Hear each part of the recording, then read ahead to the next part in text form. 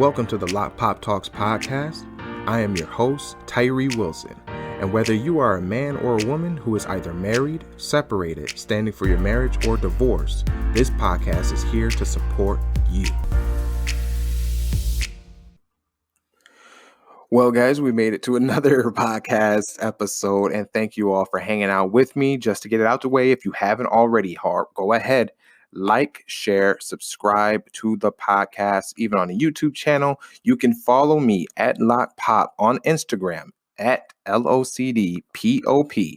You can DM me, you can email me, whatever you need to do in order to get in touch with me. I will definitely respond. Thank you for all your love and your messages. I read every last one of them. Also, too, you can get your prayers added to our prayer request recordings on the podcast. All you have to do, like I said, is go to the website and email me that way, or go on Instagram and DM me. Some people have found me on Facebook. It's all good. Whatever way you can to get in touch with me, do not be afraid to reach out.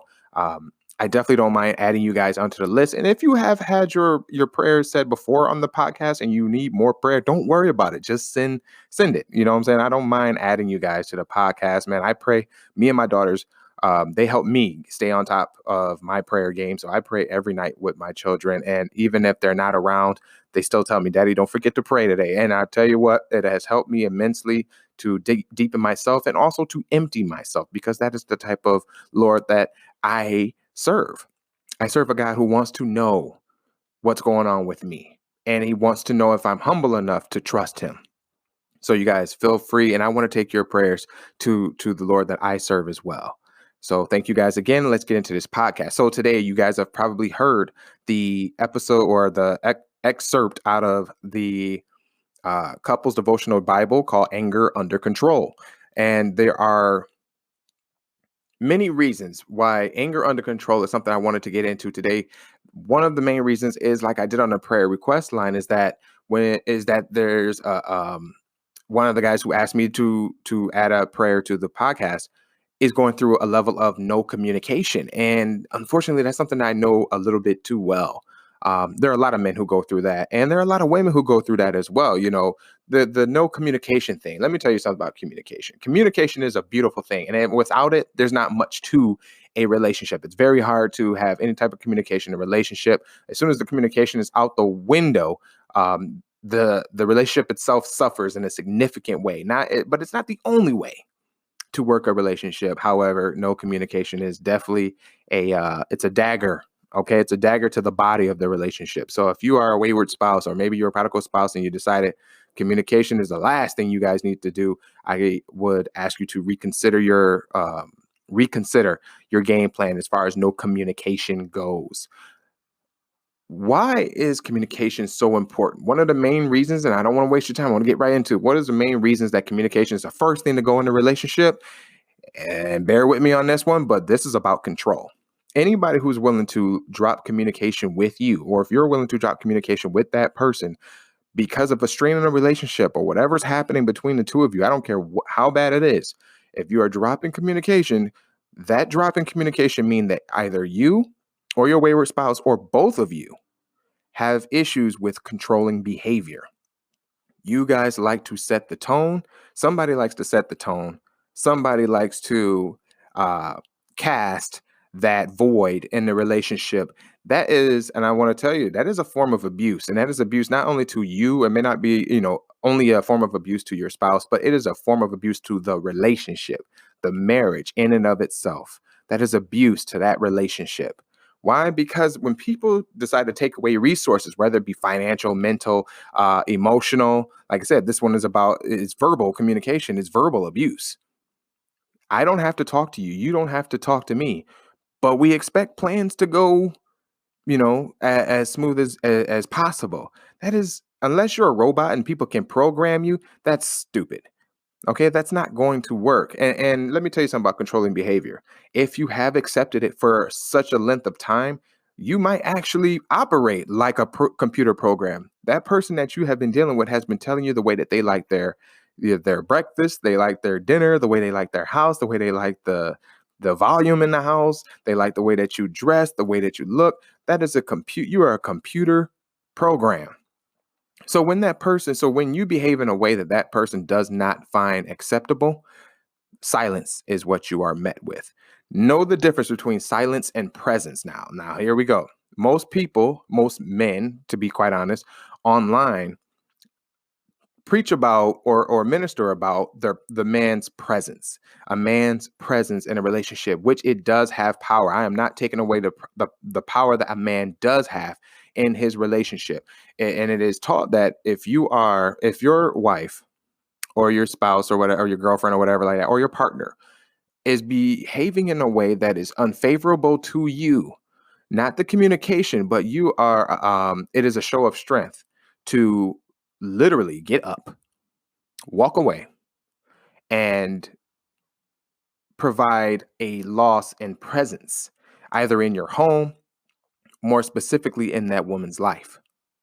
And as much as I hate to say it, it's true. That's just one of those things that men do. And it does have power. I'm sorry, it really does. It shows when it comes to children, when most boys or girls grow up, the issues in their lives, most of them say that their problem comes from, well, most of them would say first, well, my father was missing. My father wasn't around. The circumstances in which dad wasn't around, I'm not going to, dive down deep into that because there are many reasons why dad is not around. And then I know also to know that it's not always dad's fault that dad is not around. Okay. So I want to get that out of there and put on the podcast right now. Though Tyree believes in the presence of a man, I also know that the presence of a man, his presence can be altered, manipulated, played with, and skewed in a way that is unfair to that man. The presence of having your father in the house or dad in the house, your husband in the house, takes away the security, takes away the safety, takes away the resources. It just does. It takes away the discipline in the relationship. But if that man, in the power of his presence, fellas, if you're listening, the power of your presence, if your presence is used as a punishment for things not going your way with controlling behavior, you are abusing your relationship. You're taking your power and you're abusing it, just like a woman it's said online and it's said in social media. When a woman has nothing to say, she's already made up her mind. She's already made the final decision, and there's nothing you can do. Now, do I believe in that? To a degree. I believe in that to a degree. And that's because I have seen I've seen the depth and the ability to forgive that I've really only seen women have. And regardless of what the offense is, as long as a man is in the right mind or objectiveness in his heart to apologize for whatever the infraction was to the relationship, that woman has an ability to forgive. She won't necessarily forget, but she will forgive. And I've seen it as far as men who have, maybe they've shouted, maybe they've, swore in front of the children or something like that. And I've also seen that men who have unfortunately decided to put their hands on the women in their life or the woman in his life. Whatever the situation was, whether that man is known to be abusive physically or not, fellas, if you have the ability to apologize, if you have the ability to not only apologize, but to mean it and to stick with it, if you are just humble enough to say the words, you will be surprised with just how forgiving your woman actually is. And it can be downright scary because you probably don't deserve another chance, and you don't deserve whatever happens after that is probably what you do deserve, to be honest with you. But a woman's ability to forgive is it's insane. It's insane to me. However, there comes to a point where a woman has decided that communication is the first thing she throws off the table because she always wants to be with you. She's big up in you in what kind of way? And say you've done something that does not fit her plan, her control over the relationship. It doesn't fit with what she wants. And your punishment is silence, the silent treatment. It's cute, right? It's funny, right? The makeup is cute. Oh, I can't wait to make up with her because that's also preached online and ministered online. And not by ministers and preachers, by fools, basically. They all say it's the making up that's the best part. It's the making up. Dude, in an unhealthy relationship, sure, that's toxic as what? Presence and communication are lost, but that's the first thing that comes back when the two reconnect, and it's only time will tell until that relationship has its huge blow up once again. So continue with that toxic behavior, and things are only going to get worse. They're not going to get better. They're only going to get worse. Controlling your anger, controlling controlling yourself is what the goal should be, not controlling the other person, not controlling their behavior. Control your behavior. And if you keep getting the same results from your uh, unfiltered behavior, then you're going to come to a point where you're really going to have to start thinking about if, or you're going to force this other person that you're with to start really thinking about, are you the one? Are you the one for them?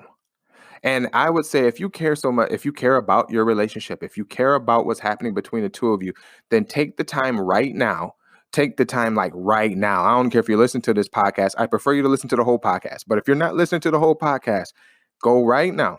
Okay. And I want you to find a counselor or a therapist. I'm doing this. I am doing this myself. So I'm not telling you to do something that I am unwilling to do. I have a meeting with my counselor starting tomorrow, um, on Monday. Go and get you a counselor and a therapist.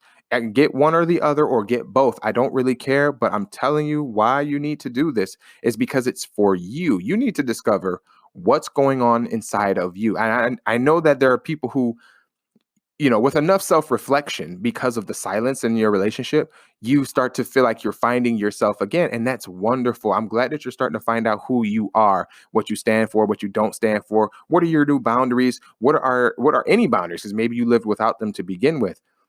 You have to use this time to get in touch with a professional and find out how much I don't care. Find out how much it's going to cost. Take this time and invest in you. You know why? You lose weight, you feel great.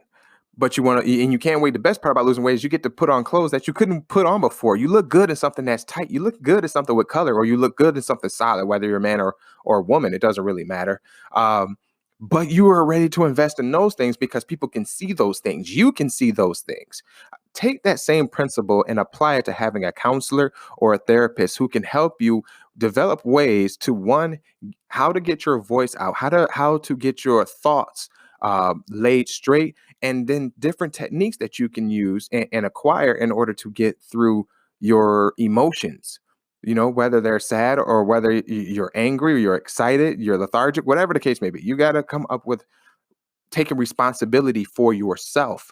I find that most healthy relationships are built more on inspiration rather than aspiration. Okay.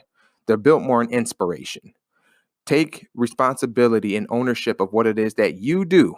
And whether you're with your spouse, I'm telling you, if you're with your spouse and they're controlling and they have controlling behavior, it's going to do two things. They're going to feel like they've lost you. And if that is God's plan, they will lose you because you're no longer in the realm of being controlled or you're no longer controlling. The next thing that's going to happen is you don't have to worry about if someone's ever going to want to be with you again. Or will you find love and all, and whatever connection and stuff like that? Or will that person ever come back to you? Because if you are willing to take care of yourself, you will attract the person that wants to also find a healthy relationship. Okay, whether it be your spouse, it could be your spouse, even though it could be the woman that you're divorced to right now, or the man that you're divorced to right now. They don't know that what they're looking for is probably right in their freaking face, and that's you. Take ownership of your own actions, take ownership of your own thoughts,